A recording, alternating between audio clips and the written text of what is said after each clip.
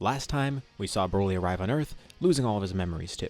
And now he's slowly adjusting to everything. And it looks like he could tap into Super Saiyan once more. So where do we go from here? We'll be covering all that and more in the second part of What If Z Broly Turned Good. Gohan asks Broly to now fight. They haven't seen Broly use this type of Super Saiyan before. It looks kinda just like the regular version of Super Saiyan. Piccolo and Vegeta are a bit confused too. But this might be a good sign because it's at least normal.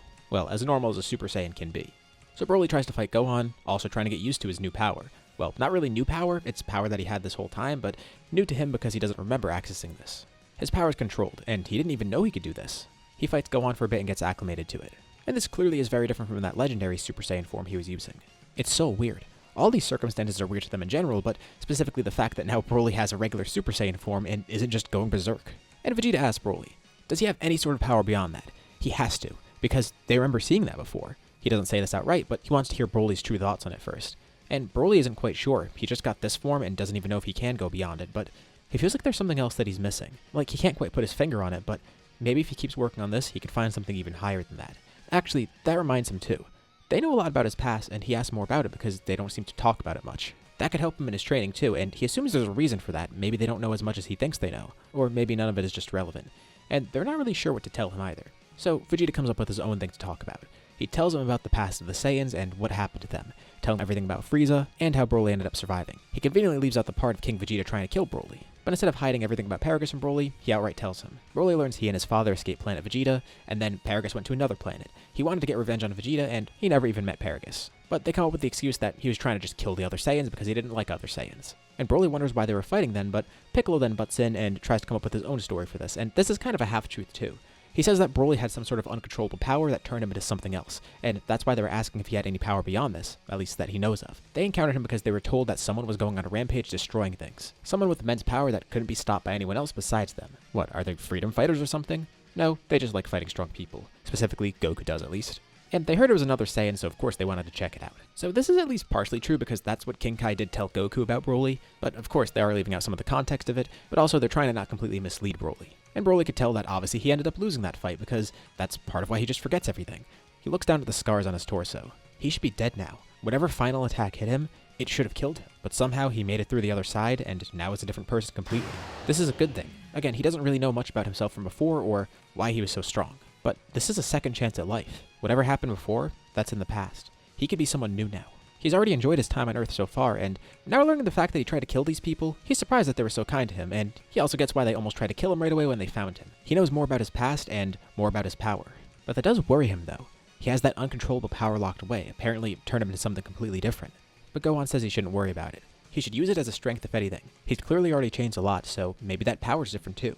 They won't know until he fully taps into it, but at least for now he has regular Super Saiyan, so they don't need to worry about that. So what exactly was he before? They said he turned into something else, and from what they know, he kind of had a personality change when he transformed, and had a lot of uncontrollable anger. They don't know if it was because of the transformation, because of who he was, or whatever. They didn't know much about Broly to begin with. What they do know is that he's the legendary Super Saiyan, and that form brought out the evil nature within him even more.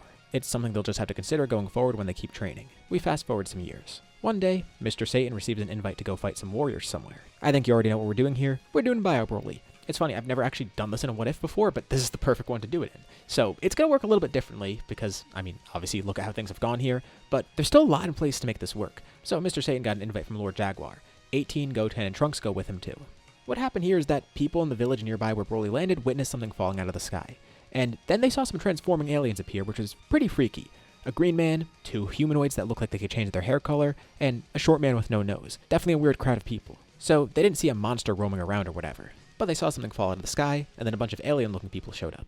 So that led to a lot of the same events that started Bio Broly in the first place, including the blood of Broly being found near where he landed. Like, all of that was just left behind so people could still find that. And eventually that made its way into the hands of Jaguar, and essentially, all the events of Bio Broly start pretty much just like normal. Here's where we change some stuff though. When Bio Broly is actually freed and Goten and Trunks have to fight him, someone else shows up that honestly should have just been there in the first place. Gohan senses all of this, and since he's keeping up with his training and feels this weird surge of power, as well as Goten and Trunks fighting, he decides to intervene. Goten and Trunks are really glad to see him because they don't really know what they're fighting against. They've heard about Broly, but remember, there was no second coming that happened like normal, so Goten and Trunks have never fought Broly. They've met him, but they haven't seen the evil legendary Super Saiyan version of him. But Gohan can instantly recognize what they're fighting. It's just like what he saw on New Planet Vegeta. Well, not the exact same obviously, but the unrestrained power of Broly. Gohan's not the only one who showed up. Somebody else tagged along. Broly himself appears, and he's looking at a weird version of himself. Honestly, when Gohan came here, he wasn't really too sure what he was getting into, and he didn't really expect to fight a mutated clone of Broly. And Broly's just as surprised too, because first of all, how? Second of all, why? And third, it's really freaky. Is this what he looked like when he was the legendary Super Saiyan? Gohan says, not exactly, he wasn't all goopy or mindless. But in terms of him rampaging with uncontrollable power, yeah, that was part of it. And Broly says he wants to fight this monster. It's his fault it's here, and if it's its power, he's definitely superior. He could stop it. And you know, this might actually be a good opportunity for him because Broly hasn't had a real fight. He's had sparring matches and he's trained a bunch, but his last true fight was when he was defeated by Goku. So now Gohan can actually see what he's made of, and he believes Broly has this. There's no reason to think that Broly wouldn't be strong enough to fight this guy.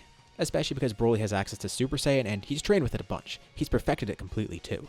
And his version of Super Saiyan changes him more than the other versions of Super Saiyan from everyone else, but it still looks relatively normal in comparison to his other forms. So there's clearly something different about this version of Super Saiyan, but Gohan guesses it's just the closest thing Broly has to what he considers regular Super Saiyan. Broly has grown much stronger over this time, especially because after being defeated by Goku, he did get a nice increase in power. Plus, he's been training a ton. And he's a much better warrior here.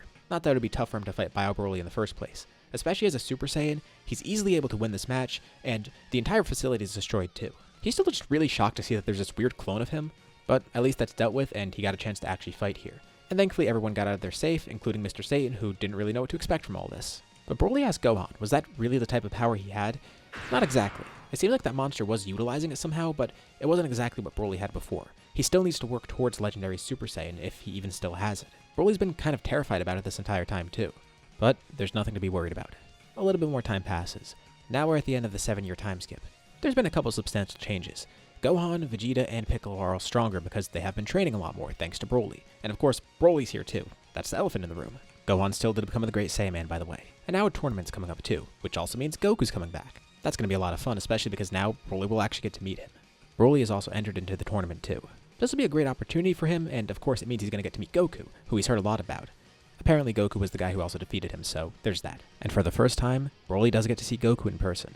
At least for the first time after losing his memory. He has obviously seen Goku before. And Goku is pretty serious at first because he wonders how Broly's going to react to this. Like, he heard his voice, he's seen pictures of him, he's heard about him, he's heard his name, and none of that set Broly off, but he wonders if Broly feeling his ki and seeing him up close will trigger anything. Maybe that will turn him into the legendary Super Saiyan again, which would be pretty bad, especially because they're around a bunch of people at the tournament who are just spectating. But he's been fine this entire time, so he should be fine going forward too.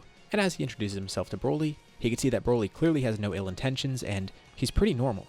Although, feeling Goku's ki, it makes him feel like he should be remembering something, but he doesn't. So there is a bit of an effect. Goku sticks a hand out, and Broly shakes it. And slowly, Broly does feel a little bit of a memory coming back. It's not him being defeated, it's not Goku crying, it's not King Vegeta stabbing him.